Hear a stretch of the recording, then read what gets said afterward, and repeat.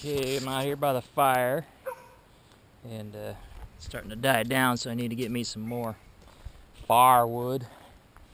And I have 3 instruments of destruction here. Dog sees some squirrels or something.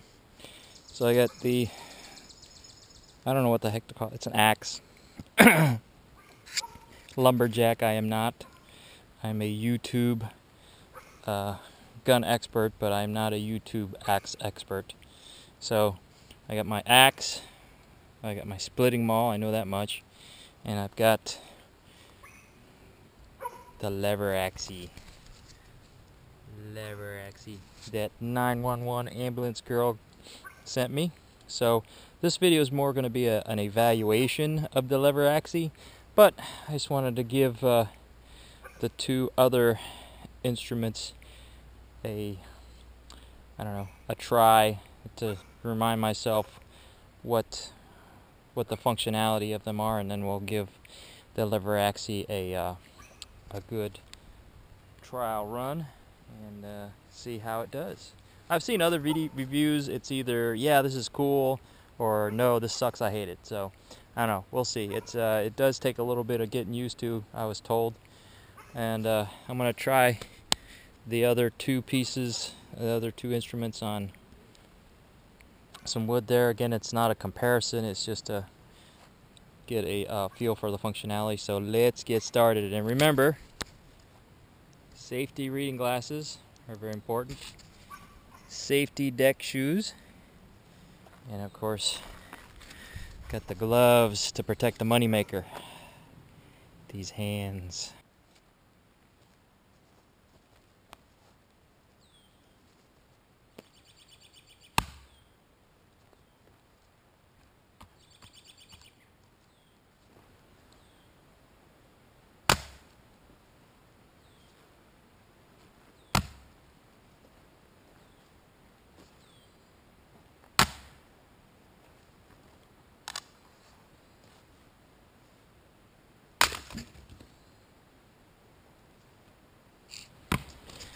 Well, no surprise, it just doesn't have enough oomph to it to make it through.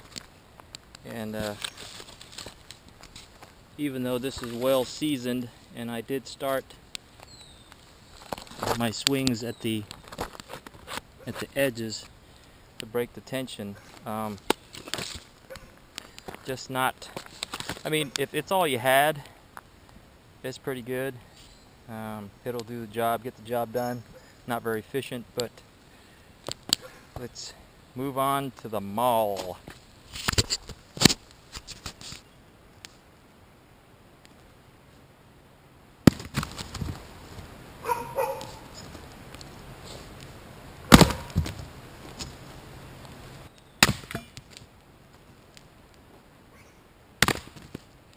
Well, that wasn't quite a fair comparison. This one was pretty eaten up. The first one I chopped was pretty eaten up. So, but I did go back to the one that the axe had a problem with, and it split it with no problem. But let's give it another fair evaluation. I got me a bigger log, and it does feel a little more solid. So let's set that up, and I'll put the maul back to the test. Of course, there's not going to be any surprises.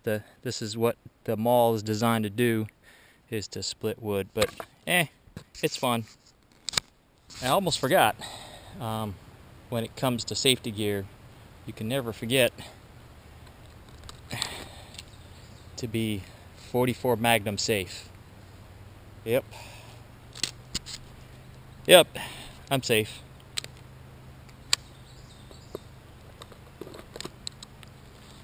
And you know what they say,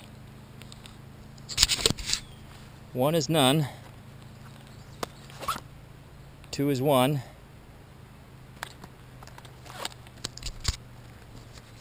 and 3 is definitely better. Let's get to work. I had to put a little electrical tape. The wedges were starting to come loose, so I didn't want the head flying off, so I'll put a little electrical tape just to keep the wedges in there, no biggie. Alright, here we go.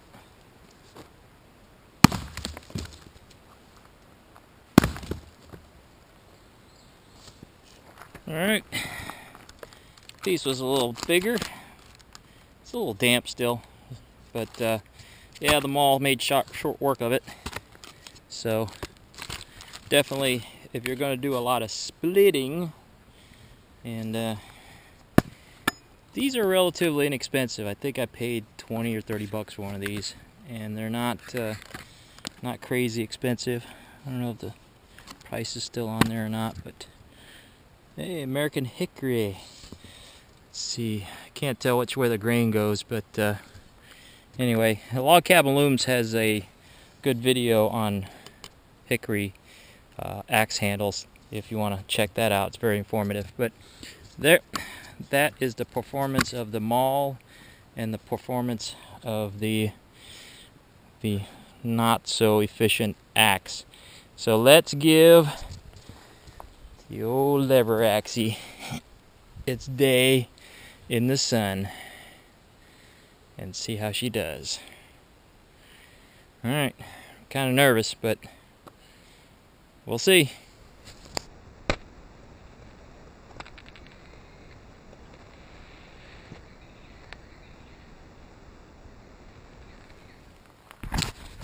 Alright, I brought you in a little closer to the work so we can see the action.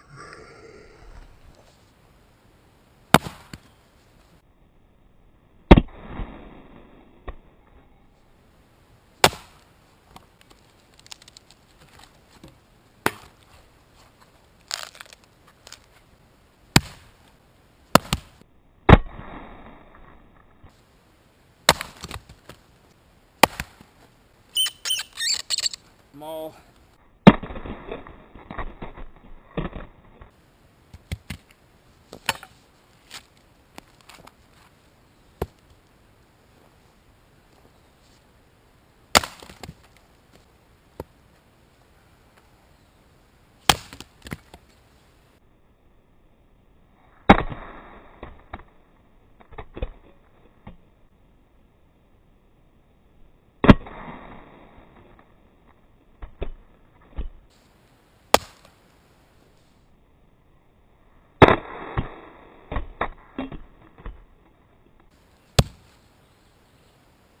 Well, it didn't quite work as I thought it was supposed to, but it does kick out pieces, but it has to be a pretty ideal piece of wood. And if it's very fibrous wood or kind of wet and not, I mean, these have been seasoned for like 3 years, so it's not that they're not seasoned, it's just really fibrous wood.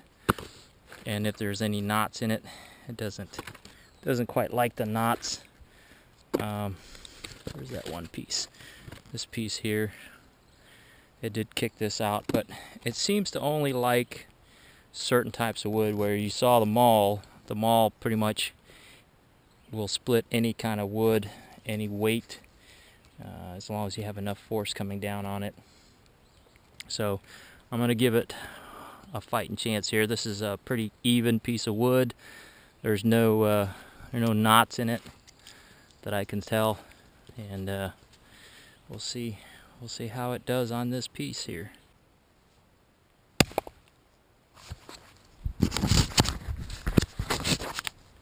Hit it dead center, and since this is well seasoned, I really don't have to hit it on the edges. But it's weird because I actually have to aim here. The way the head's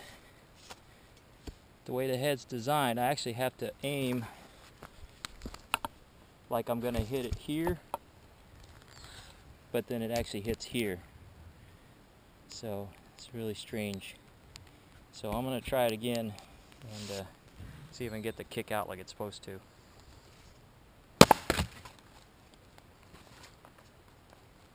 That worked.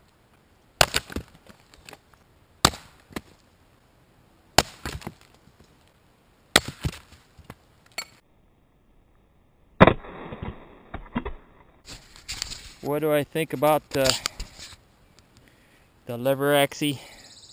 It's interesting. Would I buy one? Recommend one? Probably not. It's unusual unless you do a lot of splitting and you have a lot of regular shaped and well-seasoned wood. It does a good job, but it's very picky from my short experience on what kind of wood it wants to split. Obviously the maul is tried and true, and it's inexpensive. I don't know what 911 ambulance girl paid for this, but I'm gonna keep it. I'm gonna use it till there's no more blade left. Because I do cherish the things that people send me, and but it's interesting. It's interesting. It's got a little spike there to keep it from over rotating, I guess. But it's a little cumbersome to use if you're not used to it. I don't know. Maybe if I had a little more experience, a little more time. But initial thoughts: if you're not a regular wood splitter, it's strange. It's really strange. The point of aim is kind of strange, but I don't know. Maybe if you're not a wood splitter, you might not have as much of a learning curve versus have to try to break your habit of using a maul or an axe and just start using this. The frustration of trying to learn how to use this. But that's my initial thoughts. Thanks, 911 ambulance girl. I will keep at it. I've got plenty more wood to split, so I'm going to force myself to get proficient with this thing and see if it gets any better. But for now, I can't say as I recommend it, but it's cool. It's a neat. You know, you don't know unless you try something new. So hats off to the people of Finland, I guess. So yeah, Finnish patent. So hats off to them for coming up with a different mousetrap. All right, remember, stay safe. Later.